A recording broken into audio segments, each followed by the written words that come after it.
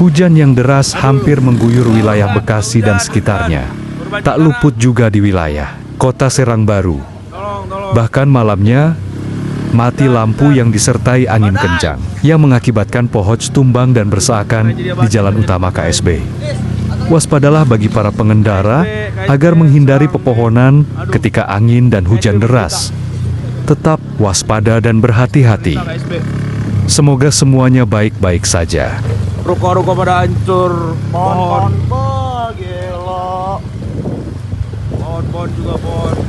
Aduh, semangat bapak-bapak. Semangat bapak-bapak.